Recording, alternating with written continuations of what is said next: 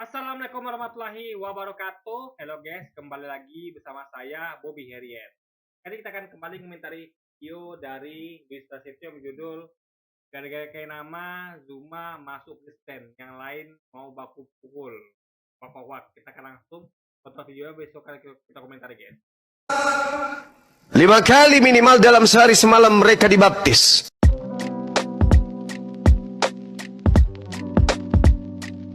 Assalamualaikum, selamat datang kembali di channel ini. Balik lagi dengan saya Luis Prasetyo di sini. Saya kali ini akan bahas sebuah video yang beredar tentang Kainama dan kawan-kawan yang mulai kacau ribut sendiri. Katanya di antara mereka berkelahi berantem, mungkin mau baku pukul atau apa, ditegur sama sesepuhnya. Nah, dalam video ini yang saya mau soroti adalah kelucuan dari Kainama. Dia yang menyebabkan kerusuhan, dia yang merasa bahwa dia harus memperdamaikan, dan dia nggak merasa bersalah seperti biasanya.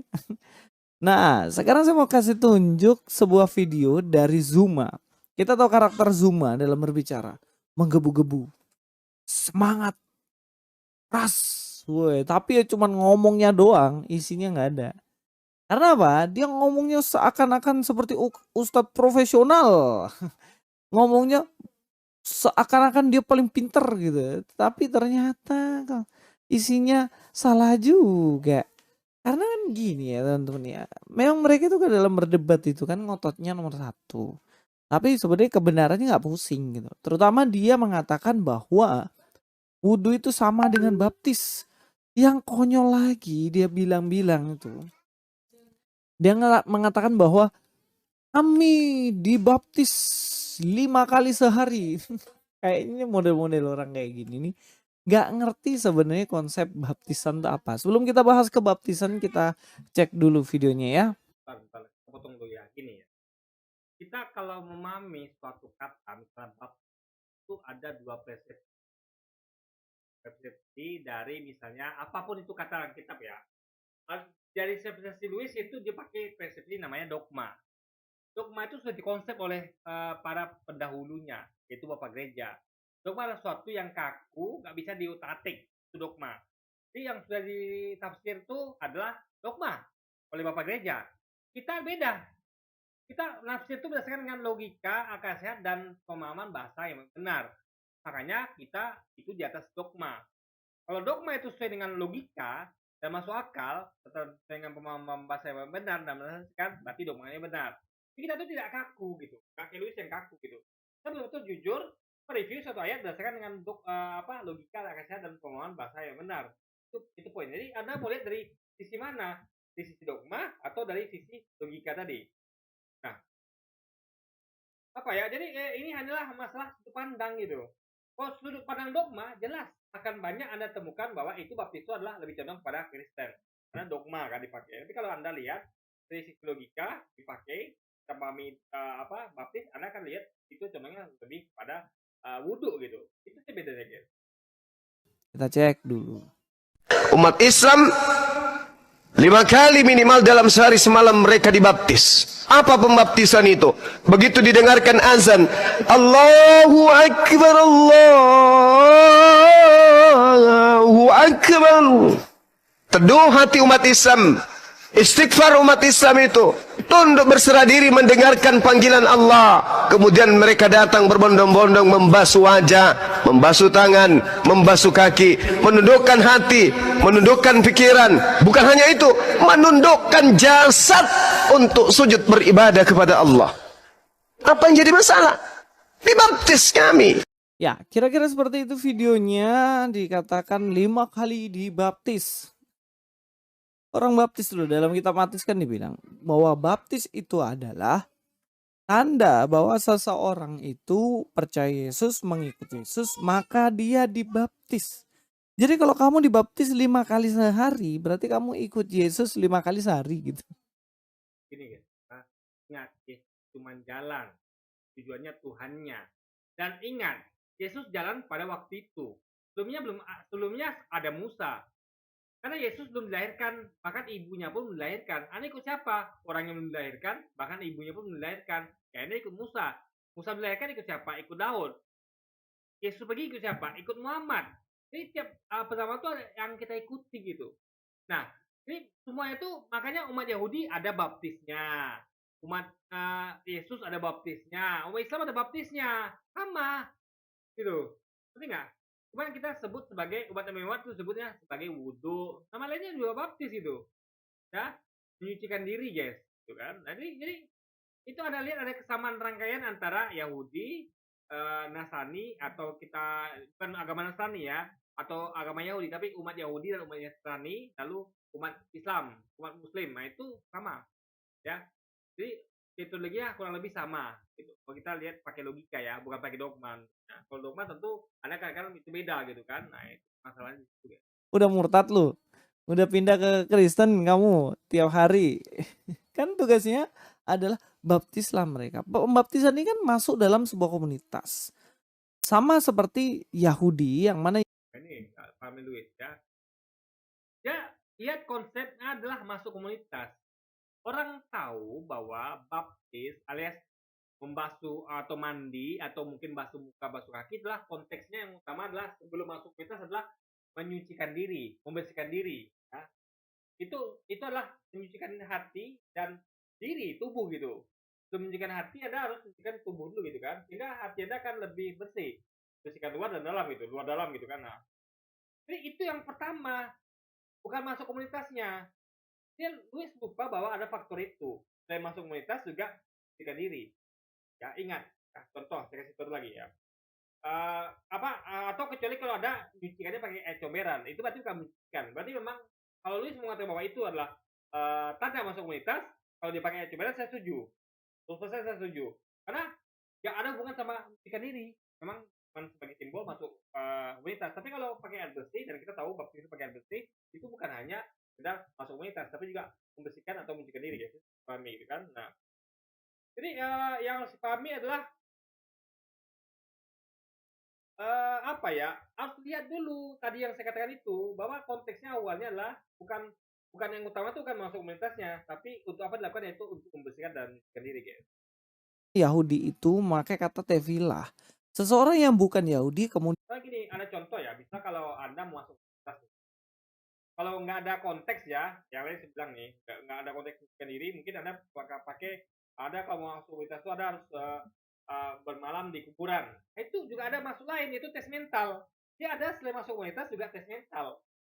Jadi jangan dibaca hanya masuk komunitasnya juga, tapi juga harus tes mentalnya juga. Ini ada dua faktor di situ, untuk masuk komunitas dan untuk tes mental. Kalau tadi adalah untuk menyucikan diri sekaligus masuk komunitas, guys. Itu harus dipahami gitu kan. Terus sih nggak bisa mengabaikan salah satu, nggak bisa deh, guys. dibaptis dia akan menjadi Yahudi atau diproselitkan menjadi orang Yahudi. Nah, kalau kamu dibaptis 5 kali sehari, apakah kamu sekarang sudah jadi Yahudi, cuy? Maka saya katakan Yahudi pakai baptis, umatnya Yesus Nasrani pakai baptis, tapi juga makanya mereka itulah rangkaian dari Tuhan yang sama, mengajar hal yang sama, yaitu baptis, guys. Cuman saya katakan baptisnya adalah harus dimengerti ya. Ini bahasa yang orang awam nggak ngerti. Ini hanya orang yang kita pakai pada waktu Kristen atau orang-orang kayak kita yang memang ngerti tentang psikologi gitu kan. Jadi itu. Jadi ada persamaan kan, bukannya Kristen tapi juga bahwa Yahudi gitu. Karena sejatinya adalah semua berasal dari Tuhan yang sama dan agama satu yaitu Islam. Ya ingat ya, tidak ada awalnya itu agama Yahudi, nggak ada. Agama Nasrani, agama Kristen nggak ada. Yang ada agama Islam. Ya. Cuman mereka disebut umat yang ada. Ya awal-awal ya, kita bukan ngomong setelah Nabi itu pergi, setelah Musa pergi baru muncul agama Yahudi. Setelah Yesus pergi baru muncul agama Nasrani dan agama Kristen. Sebenarnya belum ada. Nah, jadi umat itu adalah kenapa disebut umat Yahudi? Karena umat yang mengikuti nabi yang berasal dari bangsa Yahudi. Kenapa disebut sebagai umat Nasrani? Karena mengikuti nabi yang berasal dari Nazaret, yaitu Yesus gitu. Berasal dari kota Nazaret. Makanya disebut sebagai umat Nasrani, guys. Kan? Gaya kayak teriak-teriak. Wudhu kan konsepnya beda kan. Wudhu itu kan bukan ketika kamu berwudhu maka kamu masuk komunitas tertentu, bukan kan. Kan konsepnya sendiri kan untuk membersihkan diri supaya suci kalau masuk dan pergi beribadah itu tidak ada kotoran.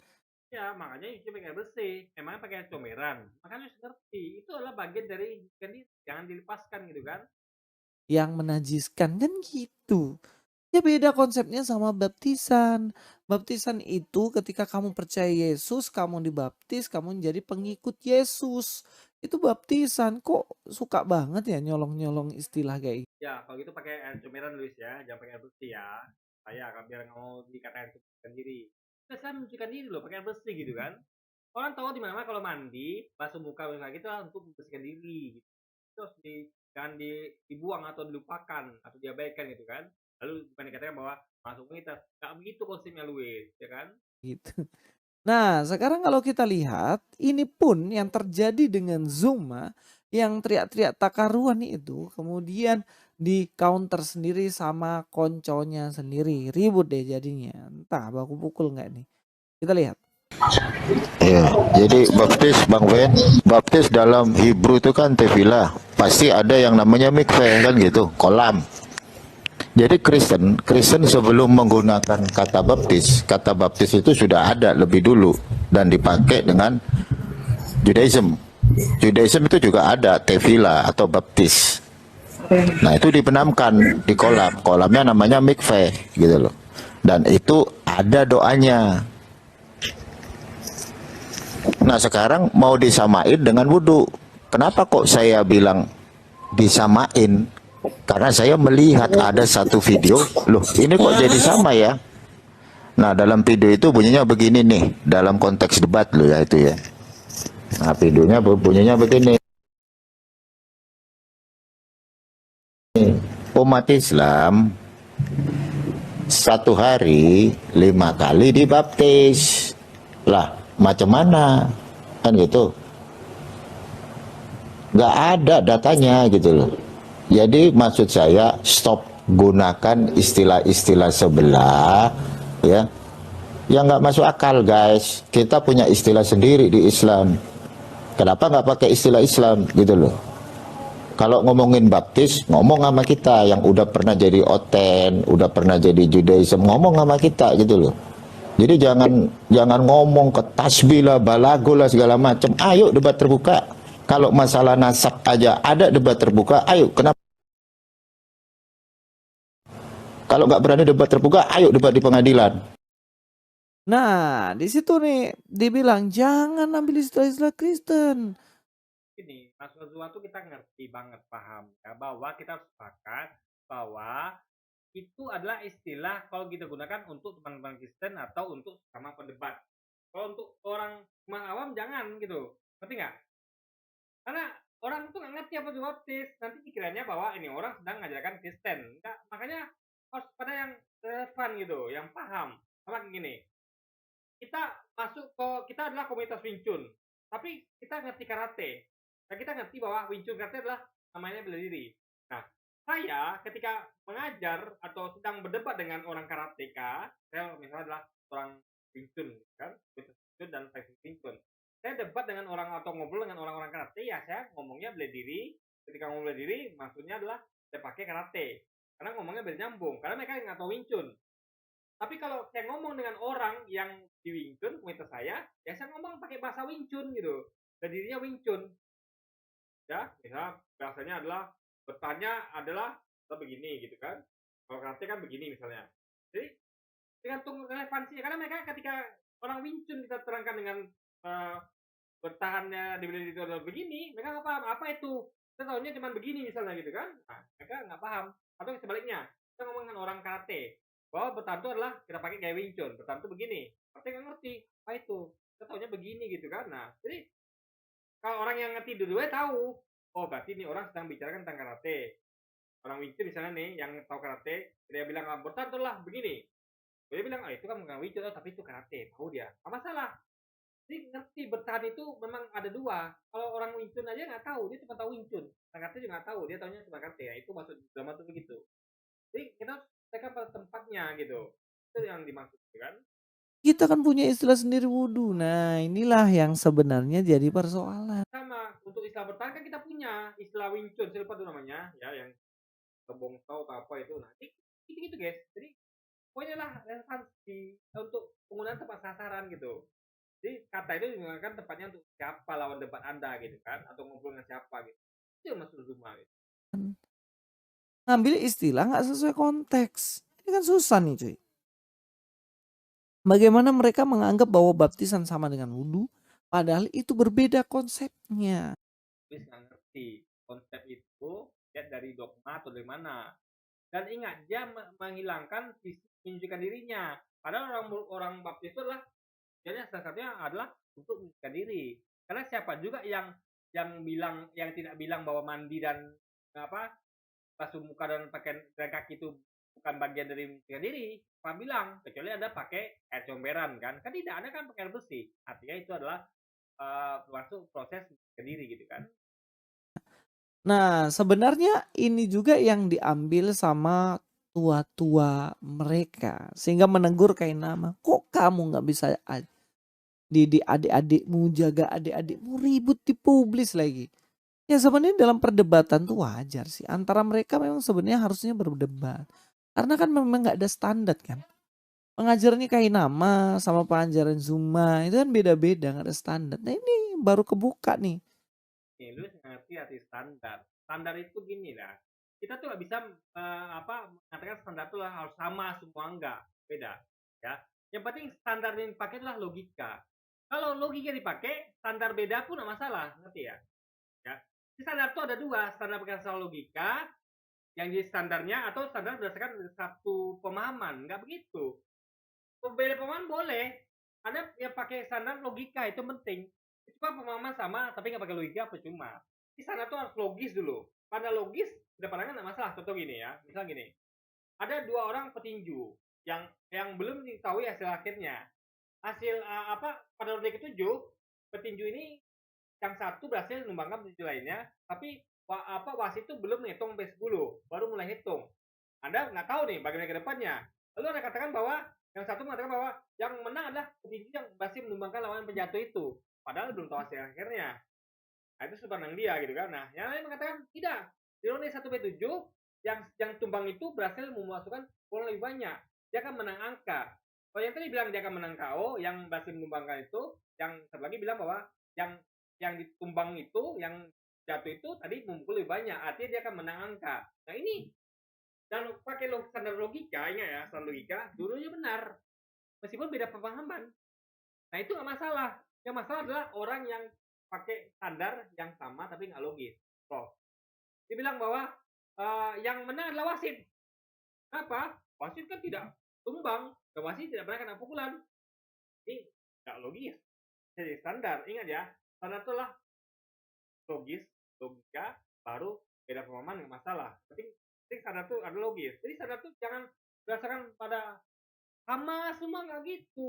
Standar itu, yang benar standar adalah dengan logika. Makanya kalau udah pakai logika, mau sama mau beda nggak jadi masalah gitu kan. Karena mereka kan pintar nutupin gitu. Dan kemudian kalau kita lihat di sini Kainama seakan-akan, wah saya dapat laporan kenapa sih rusuh kayak gini-gini ABCD. Dia nggak sadar bahwa sebenarnya itu artinya Kainama itu orang yang jawab.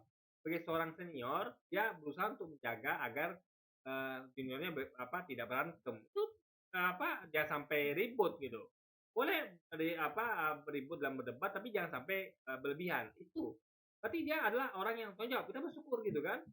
Dia jangan sampai seperti senior yang juniornya itu ribut, dia diam saja. Itu tanggung jawab namanya. Tapi alhamdulillah Kainama itu orang yang jawab guys.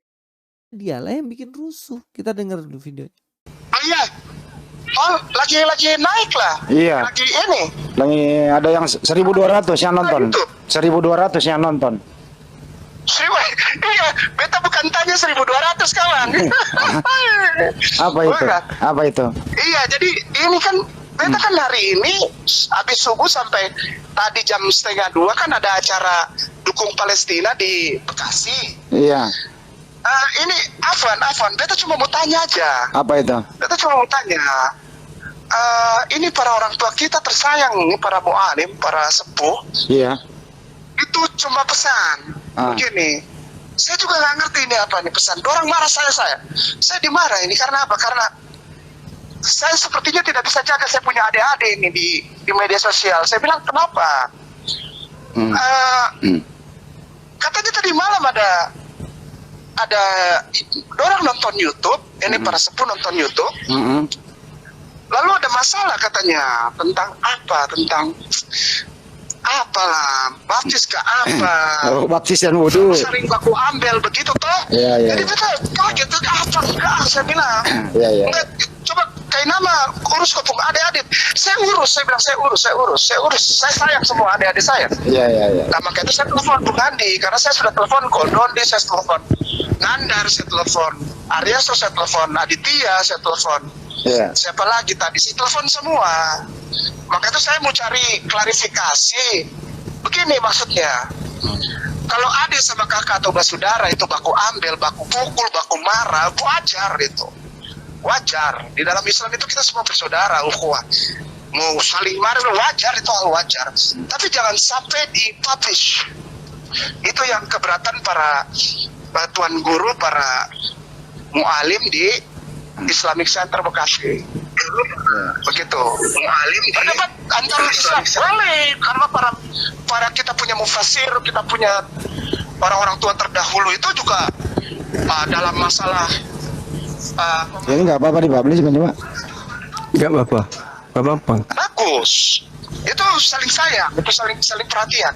Tapi jangan sampai dipublish dan menjadi tepuk tangan untuk para pemakan babi kecap. Begitu, itu pesannya. Jadi kalau kata orang ini Pikiran ya, pemain kecap adalah mereka ini suka mencari celah gitu, yang tentang Islam gitu kan. Itu caranya kayak gini nih. Apa yang jadi bahan ini bisa dibahan nih untuk mereka gitu kan. Padahal ini adalah hal biasa dalam Islam itu kan, bukan suatu hal yang harus dilakukan gitu. Dan untungnya Kenama tuh ikut andil situ, sehingga membuat suasana tuh sering mengingatkan, sehingga suasana tuh tetap kondusif gitu kan. aku marah itu biasa, dalam rumah itu biasa. Saling antara satu saudara itu biasa. Tapi jangan sampai orang tahu, begitu pesan saya. Yang saya dapat dari para orang tua kita, para sepuh di. Nah, kalian sudah lihat dan sekarang kita akan lihat video Kainama yang mana yang bikin rusuh. Memicu ada orang berkomentar kepada saya. Iya. Loh, Yesus itu dibaptis. Oh. Kenapa Anda tidak dibaptis katanya? Nah, ini kalau ada orang ngomong dibaptis, karena dibaptis ini berarti yang ngomong orang Kristen.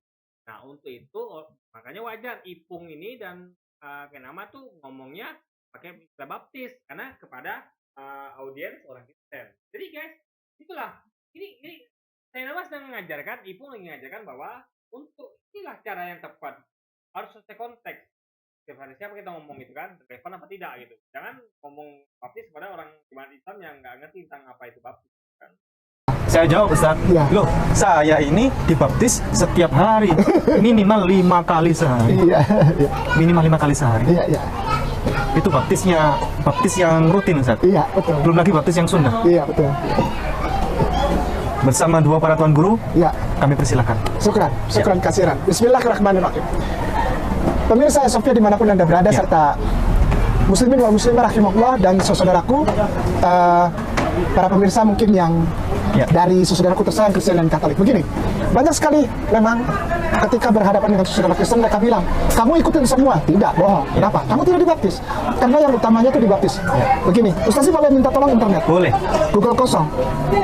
Begini guys ya, maksudnya itu gini, bukan kita semua dapatnya gini. Ingat, kita tuh kan Tuhan tuh sama, satu, yaitu Allah atau Allah Bapa. Nah itu ngutus nabi-nabi yang beda-beda. Ada Yesus, Musa, Daud, Ibrahim, Muhammad gitu kan. Nah, sama kayak seorang presiden analoginya yang ngutus menteri-menteri. Ada menteri dari sebelum reshuffle, misalnya saya lupa namanya siapa tuh. Nah, sekarang setelah reshuffle itu contohnya menteri daerah tertinggal itu namanya AHY kan. Nah, itu kan karena presiden sama, tentu kebijakan sama, apa yang sebenarnya menteri sama. Kan ada sedikit perbedaan, yaitu mungkin ada kebijakan baru ditambahkan gitu kan. Nah, intinya adalah bakal sama gitu, kurang lebihnya sama gitu. Nah, sama kayak Nabi ini gitu.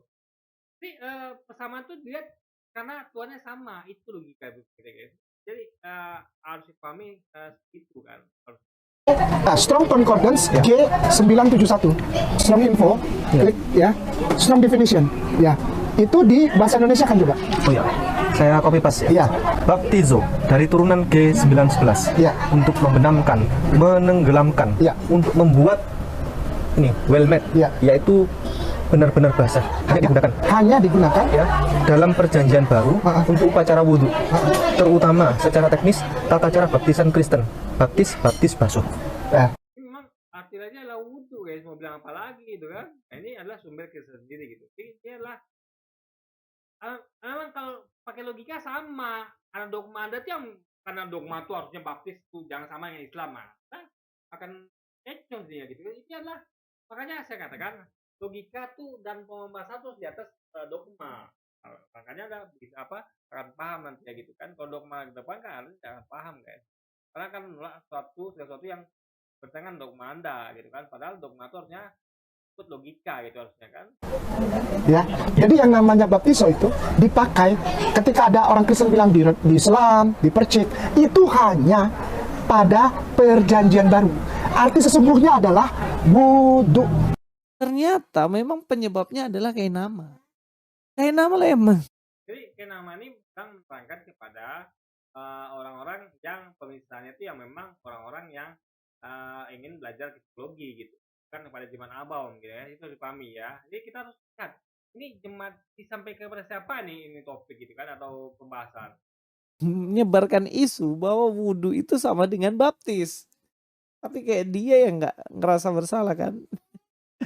Aduh, kayak nomos biasa kayak gitu. Istilahnya Dia sudah ngerti, misal gini ya. Ada orang yang menyampaikan bahwa bertahan itu adalah misalnya kan, bahwa pertahanan itu adalah intinya adalah memblok. Memblok itu bisa begini, itu pertahanan. Nah, cuman kalau dia pakai teknik ngomongin begini, nah itu berarti dia sedang ngomong dengan orang karate. Cara blok gimana? Gini. Nah, berarti dia ngomong sama orang karate. Atau orang yang dua-dua ngerti, orang Wing Chun juga ngerti, karate juga ngerti. Dia ngomong mau gini malah nggak masalah gitu kan. Nah, tapi kalau dia ngomong begini sama orang Wing Chun bingung. Ini blok bagaimana? Soal kita blok tuh begini, nah maka tepat. Nah makanya ditengok tuh pada siapa Anda bicara gitu kan. Oke. Yang ini juga baptis. Kalau Anda bicara pada orang Kristen atau pada orang yang ahli psikolog juga nggak masalah gitu. Tapi jadi masalah kepada orang-orang, Anda sampaikan kepada orang Islam yang tidak paham tentang psikologi. Mereka akan bingung nanti kan. Itu yang harus cari. nyempil pahit apa bangke. Ih, bener juga ya bangke ya. Saya baru nyadar juga bangke. Mau busuk kali ya bangke. Bangke itu abang kayak nama.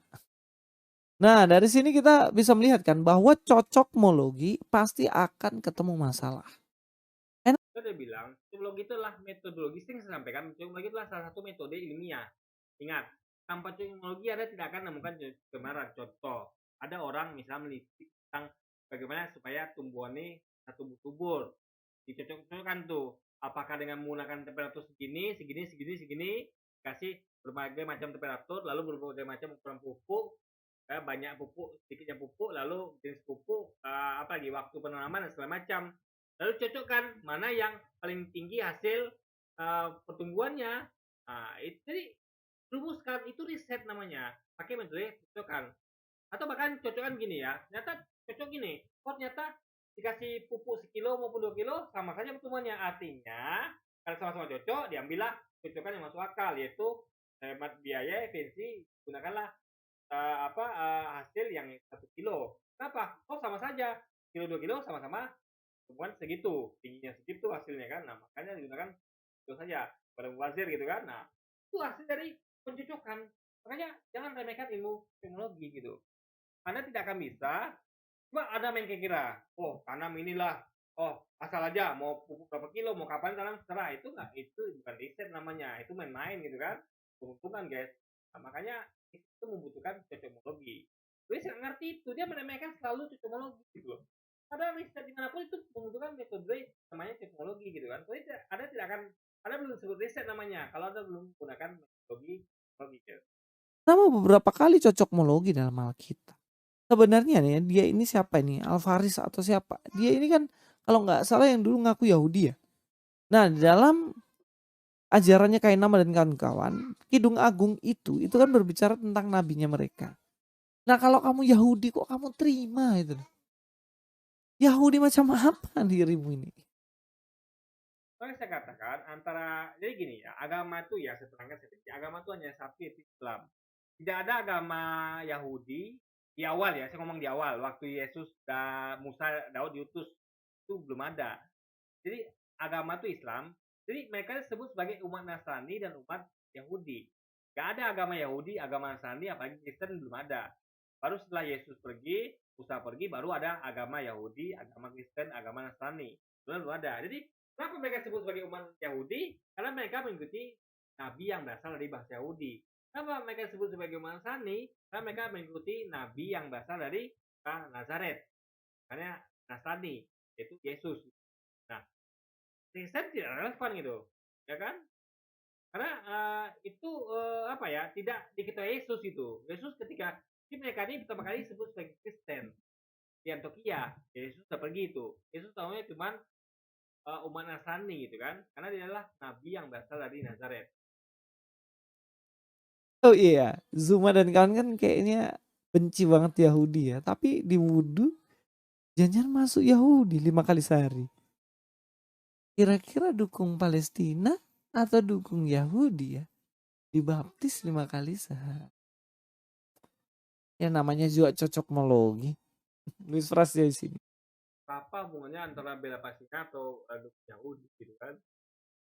Nah gini ya Luis ya, Palestina itu harus kita dukung kenapa? Karena dia belum merdeka. Kita harus mendukung negara belum merdeka agar semuanya setara. Gak ada negara jajah lagi. Sekarang ini nggak main lagi penjajahan, nggak main lagi ya. Gak adil gitu kan. Sekarang zamannya adalah kebebasan, bukan penjajahan lagi. Masa lalu yang kelam gitu kan. Nah juga tentang Yahudi ya. Tidak ada yang benci Yahudi, tidak ada. Yang orang itu nggak cocok adalah atau orang kritik itu adalah Zionisnya yang menjajah itu atau orang-orang yang mendirikan agama Yahudi karena aslinya Yahudi itu bukan agama tapi cuma umat ya mereka menyelewengkan ajaran misalnya Nabi Musa dan Nabi Daud dan nabi-nabi lainnya guys itu poinnya di situ jadi bukan bukan kepada apanya ya tapi pada orang-orang bukan benci juga sih kritik gitu ya kewaspadaan ya apa namanya pemberitahuan informasi bahwa ini salah gitu kan itu saja gitu kan nggak ada benci oke jadi mungkin sekian dulu aja video kita hari ini dan sampai jumpa lagi di video-video selanjutnya. Wassalamualaikum warahmatullahi wabarakatuh.